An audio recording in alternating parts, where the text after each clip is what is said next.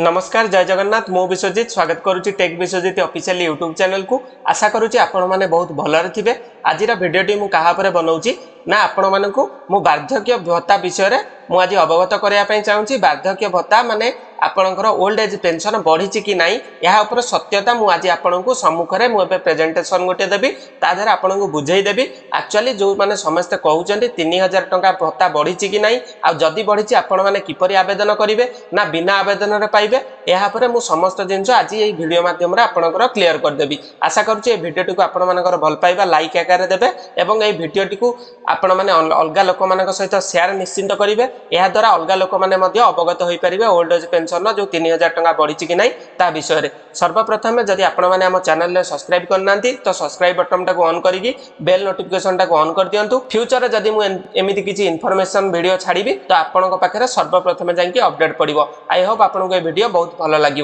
चलतु मुझे प्रथम आपको गाइडलाइन देखई दूसरी पूर्व आमर कौन थी यह हूँ से नोटिफिकेशन। हाँ आपण मैंने ठीक देखुं the Odisha gazette women and child development department ये चिठीटी बर्तमान जहाँ आगुरी चली मुझे बुझे दूसरी। प्रथम ये लिखाई कौन मुझे पढ़ी आपको एक नंबर कलम रे बुझे दूसरी। जनरल रूल माने साधारण नियमावली। प्रथम अच्छी these rule may be called Madhubabu pension योजना रूल 2018। 2008 मसीह मधुबाबू पेंशन किछिटा नियमावली थिला सेटा मु आपनको पढ़ी बुझे दूसरी। They shall be applicable throughout the state of Odisha ए माने ओडिशा गवर्नमेंट अंडर जेतिक लोक रहिले वृद्ध वृद्धि माने एवं जो माने विकलांग रहिले सेही मानक पई ए नियम लागू होईछि। दे साल कम इनटू फोर्स इन 1 जनवरी 2008 ए नियमटी प्रथम जनवरी 2008 मसीह चली आसी। All the beneficiary being covered under the state old age pension scheme and the Orissa disability pension scheme in the state present will be treated as a beneficiary under the Madhubabu pension yojana from the date it's come into force। यार अर्थ होची मु जो गोटा एबे कहली आपनको Odisha government रो Madhubabu pension योजना रे वृद्ध एवं वृद्धि मानक मिलिबो एवं एठारे ओडिशा डिजाबिलिटी पेंशन स्कीम मध्ये अछि जो मानक पई दिव्यांगना एवं विकलांग कैटेगरी जो माने रहउचंदी सेही मानक पई ए नियमटी लागू होइतिला। देखंतु एलिजिबिलिटी क्राइटेरिया यार कोन थिला। Eligibility criteria थिला a person shall be eligible to pension under this rule is 60 years of age and above OAP। यार अर्थ होची जदि गोटे व्यक्ति 60 वर्ष रु ऊर्ध्व होईची से मधुबाबू पेंशन रे वार्धक्य भत्ता पाइबा पई उपयुक्त प्रार्थी एवं एई 60 वर्ष एज केउथिरे हेतबा आवश्यक। दर्शक बंधु एटा वोटर परिचय पत्र रे आपनकर हेतबा आवश्यक ध्यानर सहित बुझंतु।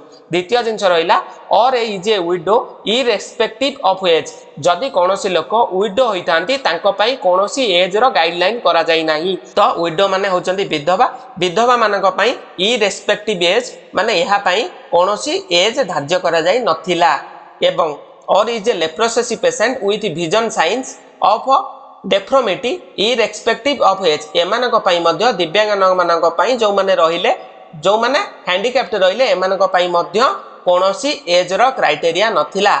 और is the person of 5 years of age एवं are unable to normal work due is your deformity or disability being totally blind or orthopedically handicapped and mentally retarded or with the several palsy। यार अर्थ होची 5 वर्ष रु अधिक व्यक्ति माने जो माने आखि रे देखा जाउनी एवं सुनिबार अक्षम एवं ऑर्थोपेडिक हैंडिकैप्ड जो माने पैरालिसिस टाइप रो किबा मेंटली रिटायर्ड माने एबनॉर्मल पिला से मानक पई मध्य किछि एज रो क्राइटेरिया नथिला। आई होप आपण ए पर्यंत बुझी पारुथिबे।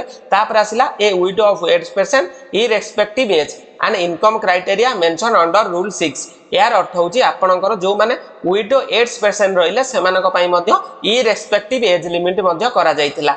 ता सहित मु आपनको कहि रखुची आउ किछिटा गुरुत्वपूर्ण जिंस मु आपनको बुझाई दउची। वर्तमान आपण माने जो सब सुनुचंती वर्तमान 3000 टका भत्ता केउ मानकु मिलिबो एवं केबे ठारो मिलिबो एहा एबे क्लैरिटी आसी कि नै एहा पर मध्य मु आपनको एबे बुझाई दउची। देखंतु प्रथमे वर्तमान पई मु ओडिशा टेलीविजन रो वर्तमान पई ऑफिशियल वेबसाइट को नै आसीची एवं आपनको इन्फॉर्मेशन ता दबा पई सठिक इन्फॉर्मेशन ता दबा पई चेष्टा करूची। आपण माने वर्तमान सुधा बहुत वीडियो देखिकिरी आपण माने व्यस्त बहुल होई पड़लेनी बा किछि डॉक्यूमेंट काढिबा पई बसिलेनी आपण मानकु किछि पर्यंत करिवार आवश्यकता नहीं। आपण माने वीडियोटी को भलसे बुझंतु। तापर एबे देखंतु process under a to high old age pension widow and disability pension to RS 3000 Odisha minister यार अर्थ हूँ दर्शक बंधु कौन ना प्रोसेस माने चालू अच्छी अंडर वे माने प्रोसेस अंडर माने आपण ये जो पद्धतिटा बर्तमान अंडर प्रोसेस रे अच्छी माने चालुछि to hike old age pension to hike old age माने कौन ना भत्ताटी को बढ़ेवा पई सरकार गोटिए ओडिशा मिनिस्टर बर्तमान पई ना सेंट्रल गवर्नमेंट को रिक्वेस्ट करिसेंती जे कि भत्ताटा को आमर ओल्ड एज पेंशन एवं डिजाबिलिटी पेंशन टाकू जो एबे नॉर्मल पेंशन आपन को मिलुची ताकू बढ़ेकरी 3000 टंका पर्यंत करेवा लगी या ऊपर कौन लिखिछन्ती बुझीदबा चलंतु The newly elected BJP government in Odisha has started the process increasing pension for old age widow disabled beneficiary. Minister Nityananda Gonda started the preparation are underway to raise the pension of 3000 pending budget clearance.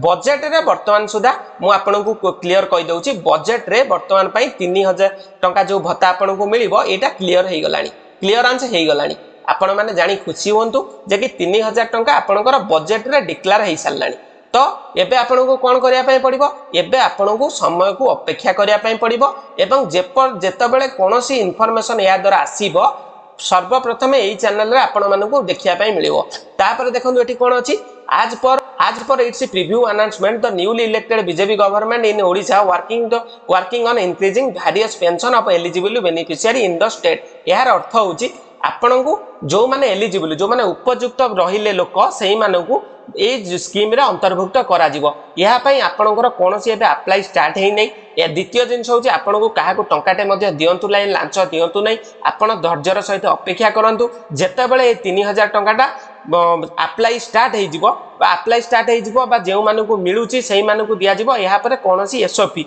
Standard operating procedure ए पर्यंत सरकारक तरफ जारी करा जाई नै तो आपन माने धैर्यर सहित अपेक्षा करंतु परवर्ती मुहूर्त रे जदि कोनोसी तथ्य आसिला सर्वप्रथम एई चैनल रे आपन को पाइबे ध्यान दियंतु जदि ए भिडियोटी आपन को भलो लागि थाए अन्य मानक सहित इन्फॉर्मेशन भिडियोटी को शेयर करिबा द्वारा अलगा लोक माने मध्ये एजुकेटेड हेबे ता द्वारा ए भिडियो देखिकरी से माने मध्ये शांतर सहित अपेक्षा करि परिबे जदि ए भिडियोटी आपन को भलो लागिची तो ए भिडियो को लाइक करंतु एवं आम चैनल को जदि सब्सक्राइब एपर्यंत करि नांती देखुतिले तो चैनल टा सब्सक्राइब कर दियंतु एवं मो सहित जोड़ी हे रहितांतु रहउची जय जगन्नाथ जय हिंद दर्शक बंधु।